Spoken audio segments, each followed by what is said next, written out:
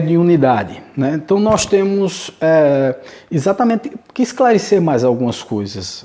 Eu vim aqui exatamente para isso, porque ficaram alguns pontos sem serem abordados na palestra que eu fiz anteontem, que foi sobre a obsessão planejada, que é o planejamento dos obsessores em influenciar em nossas vidas. Naturalmente todo mundo entendeu que a obsessão ela é feita, isso está aqui no livro dos médiuns, tá certo, gente?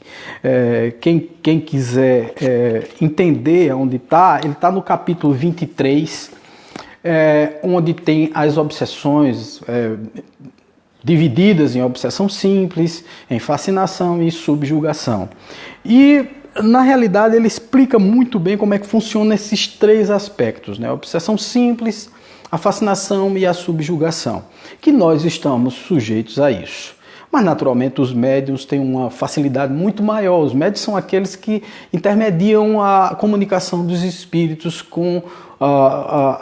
conosco aqui, encarnados na Terra. São as pessoas que têm essa faculdade especial, em que até o próprio Allan Kardec diz que nós todos temos a mediunidade, só que uns de uma forma ostensiva, que é o que a gente pode chamar realmente de mediunidade, e outros que têm sensações e tal, e que têm o embrião da mediunidade, mas não tem ela desenvolvida. Os médiuns sofrem muito mais, principalmente com as fascinações e as subjugações.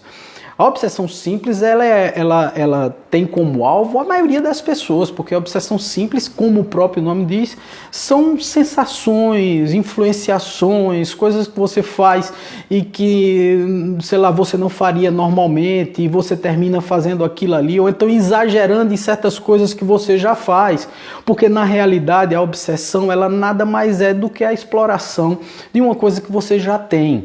Então, um problema que você tem, quer dizer, o desejo central, o tema central que você tem, por exemplo, você é uma pessoa que dá muito valor aos bens materiais, como aquele personagem que eu falei para vocês, do Ação e Reação, o Luiz, que era obsidiado pelos tios, irmãos do pai dele, que havia assassinado os tios, né? Veja que coisa, que trama terrível, e que no final a coisa complicou, ficou extremamente complexa, porque os tios tentaram se vingar, não podiam mais se vingar do pai porque já tinha desencarnado, já tinha ido para o plano espiritual, estavam tentando agora se vingar do filho. E muitas vezes as pessoas perguntam assim, mas isso é muito injusto, né? Porque como é que os obsessores vão obsidiar o filho que não tem nada a ver com o pai? Tem tudo a ver, gente, tem tudo a ver. Se faz parte da mesma família, se conviveu no mesmo ciclo familiar, se conviveu na mesma estrutura espiritual, entre afetos e desafetos em vidas sucessivas, é lógico que o filho também tem tudo a ver. E aí os espíritos obsessores explicaram como funcionava esse planejamento da obsessão na escola dos Vingadores. É muito interessante, é muito importante até que vocês leiam. Nós temos aqui o livro Ação e Reação, importantíssimo, para que as pessoas que queiram entender como funciona todos esses mecanismos obsessivos, né? O que é a causa e efeito, o que a gente pratica aqui, a gente termina colhendo, e por aí vai, todos esses processos. Depois eu vou passar para vocês aí uma bibliografia bem interessante sobre esses casos. Mas o importante dizer, gente, é sobre essa questão da obsessão. E muitas pessoas me perguntaram sobre essa obsessão simples, porque na realidade eles não citaram como obsessão simples, mas a obsessão que é feita de encarnado para com o encarnado. Porque além da obsessão simples, fascinação e subjugação, nós temos a quem se dirige a obsessão e quem faz o que nesse processo. Então nós temos a mais ouvida, a mais escutada, que é a obsessão feita do desencarnado, quer dizer, do espírito que não está mais no corpo, com o encarnado, uma pessoa que está aqui, vivendo com o corpo de carne. Essa é a mais ouvida, a mais escutada. Mas nós temos também as outras modalidades, que é o encarnado para com o desencarnado, quando o encarnado termina, sei lá, evocando demais o espírito desencarnado e ele, em perturbação, não consegue se acalmar porque existe muito pensamento o trazendo novamente para a Terra. Então isso é uma obsessão, né? Nós estamos obsidiando uma pessoa que já está lá do lado de lá. A gente costuma ver muito isso quando as mães perdem os filhos, como quando a mulher perde o marido perde a mulher, etc. Quando os familiares terminam perdendo suas pessoas queridas e aí começam a chamar por essas pessoas. Esse é um tipo de obsessão, e é uma obsessão muito comum, tá? Obsessão do vivo para com o morto, né? Então, chamando e tal, essa é uma forma de obsidiar.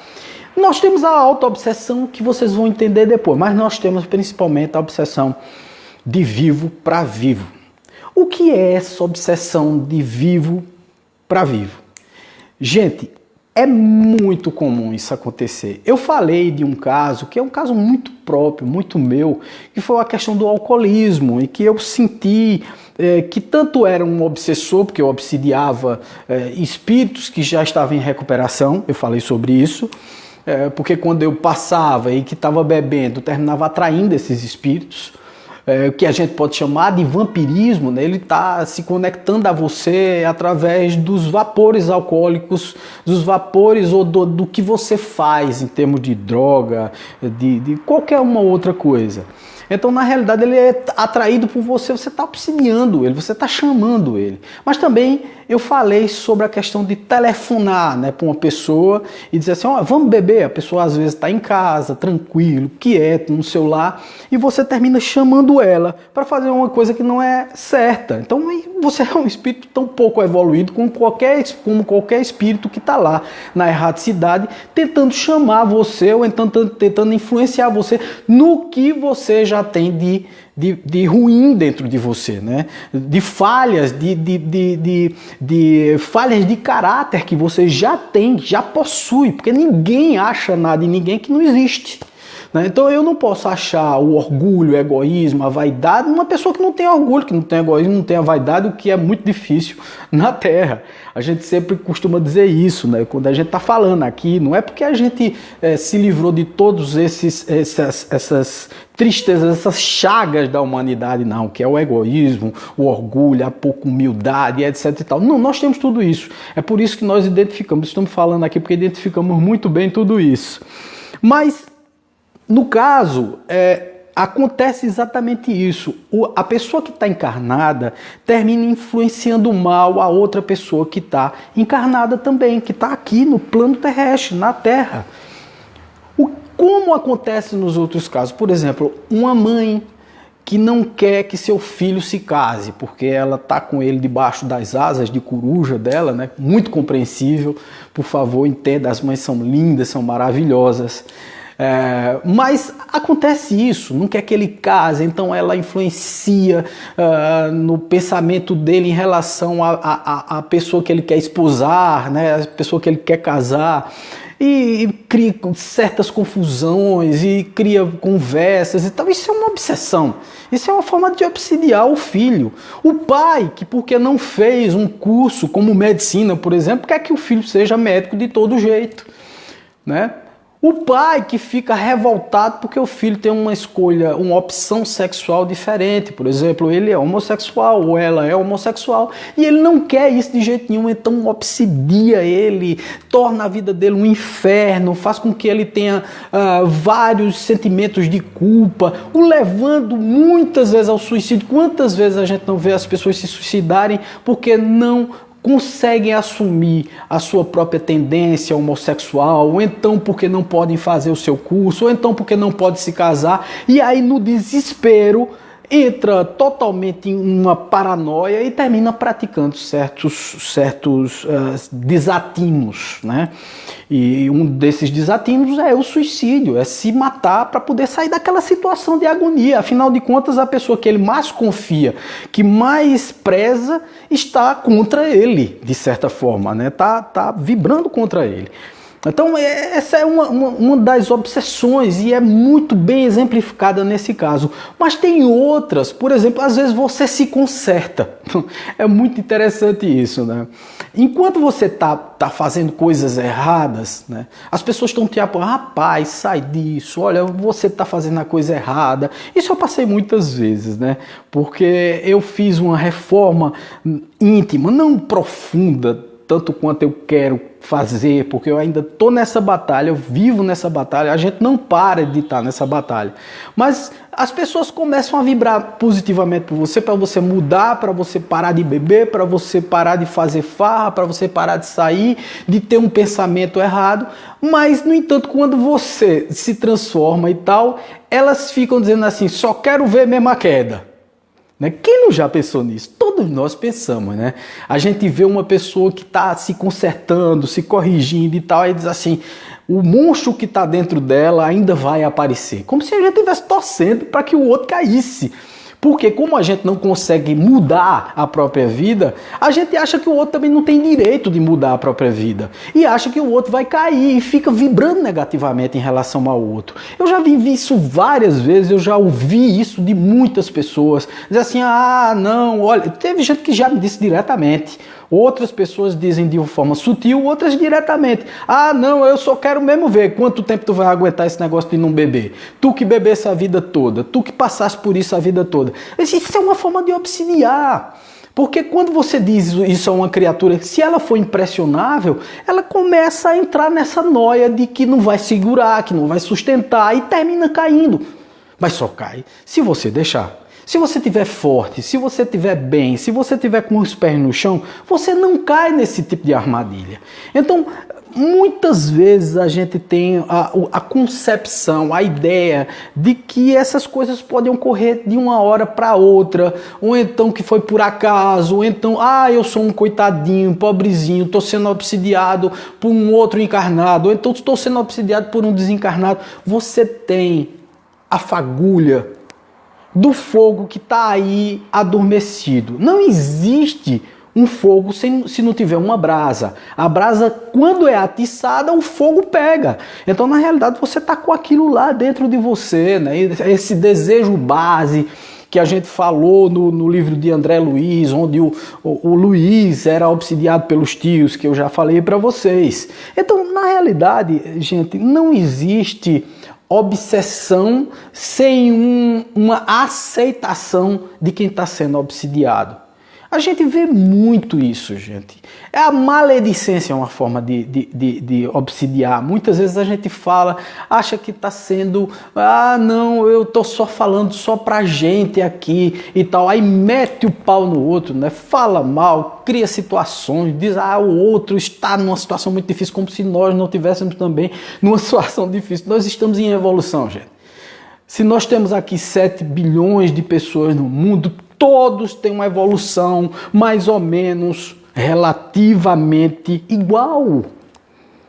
Então, uns sabem um pouquinho mais, uns se convencem de que precisa mudar, mas ninguém mudou completamente. Todos nós estamos em processo de mudança. Todos nós estamos em modificação constante. Não existe esse negócio de acabar. Não, acabou, a obra está acabada. Não tem isso. Nós estamos em evolução, nós somos muito falhos, estamos ainda no planeta de provas e expiação, partindo a partir de agora para um planeta de regeneração, um planeta novo. Mas a regeneração só se dá com a mudança das mentes. Não é o planeta que muda, mas sim a sua cabeça que muda. Por isso que eu falei muito na palestra sobre o vigiar e orar, né? Tomar conta de você, né? Quem é que faz uma prece? Quem é que evolui? Quem é que todos os dias está pensando numa coisa nova para fazer e não em futilidades como beber, como farrar, como o sexo exagerado? Todas essas coisas levam você a uma obsessão, lógico.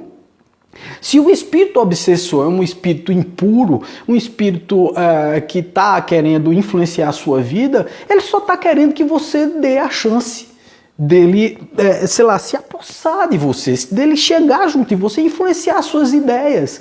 Quando ele não pode fazer isso, ele manda outro por trás. Às vezes uma pessoa que não tem nem nada a ver com o processo, mas ela é influenciada para lhe influenciar. Você veja como é intricado esse mecanismo da obsessão, tá? O auto-obsidiado, ele é uma pessoa que está obsidiada por algum motivo. Mas ele se auto-obsidia porque na realidade ele recebe influências e ele termina introjetando a sua incapacidade. E ele é capaz, mas ele não acredita que é capaz. E ao não acreditar que é capaz, ele acha que não vai mudar nunca. Então essa incapacidade é uma auto-obsessão. É você olhar para si todos os dias no espelho e dizer assim, você é uma porcaria, você é um ser que não presta, você só faz besteira. Isso é auto-obsessão, gente. Lógico, influenciado por isso. Veja como uma coisa é intrincada. Veja como uma coisa é complexa. A gente não tem obsessão se não tiver uma mente por trás também instigando esse desejo base, essa coisa, essa mania, esse defeito de caráter que nós temos. Ele está estimulando exatamente aquilo que você tem de mais grave na sua deficiência evolutiva. Então é por aí que existem as obsessões. E essa obsessão, encarnado para com encarnado, é a mais comum que existe. Está muito evidente. Todos os dias a gente vê encarnado, obsidiando encarnado. Pessoas querendo que o outro seja o que você é. Ou então o que você gostaria de ser, que é o mais fácil. Né? Muitas vezes as pessoas querem que o outro seja o que a gente não é. Quantas vezes eu não vejo na Casa Espírita, só Wagner, você está dando essa palestra, oh meu Deus, seria tão bom que fulano de tal escutasse essa sua palestra. E eu fico cá comigo pensando, meu Deus do céu, ela que precisa escutar a palestra. Aí acha que o outro é que precisa escutar. Veja, não pensemos no outro, vamos primeiro cuidar do nosso espírito, da nossa forma de viver, da nossa forma de pensar, sermos mais íntegros, fazermos a nossa reforma interior, né? Trabalharmos todos os dias essa vigilância constante, essa oração constante. E eu estou falando para mim mesmo, gente. Eu não estou aqui dizendo que sou perfeito, que sou melhor do que ninguém e que já estou acabado, já concluí o meu processo de evolutivo. Muito pelo contrário. Eu estou todos os dias falando sobre isso, lendo sobre isso para poder a cada dia me convencer, me aperfeiçoar, me aprofundar e tentar não cair, porque todos nós estamos passíveis de queda. Somos passíveis de queda. Então, na realidade, vamos pensar dessa forma e não entender. Agora, não podemos mistificar também, ficar com medo de tudo e deixar de agir. A gente só tem que agir pela nossa cabeça. Entenda isso. Quando é que a gente percebe que está sendo obsidiado? É quando a gente está fazendo alguma coisa que o outro quer que a gente faça. A gente não pode fazer o que o outro quer que a gente faça. A gente tem que fazer o que a gente acha certo, o que está certo. Porque as leis divinas são muito claras quanto ao que você deve fazer com a sua vida. Então você faz o errado porque você quer. Você sabe o que é certo, você sabe o que é ético, você sabe o que é honesto, você sabe o que é... Então faça isso. Se você fizer isso, se você orar, se você vigiar, se você tomar conta dos seus maus pendores para não repeti-los, se você tem esse desejo central, por exemplo, eu tenho o vício do álcool, né? Algumas pessoas têm vício em sexo, têm vício em dinheiro, em guardar dinheiro, são avarentos demais, outras são narcisistas demais, né? São muito vaidosos, muito orgulhosos. Então veja no que é que você falha, qual é o seu problema e tente vencer a cada dia esse problema, que com certeza você terá muito menos influência das mentes na sua, porque você está pegando a influência do bem. Quando a gente pega a influência do bem e traz para a gente, quando a gente cria situações positivas para a nossa vida, o mal se afasta. Aliás, o mal até se modifica. Porque a partir do momento em que eu começo a praticar o bem, o mal começa a me ver como bem e começa a dizer, puxa vida, o que é que eu estou fazendo aqui prejudicando esse rapaz que está querendo fazer uma coisa bacana?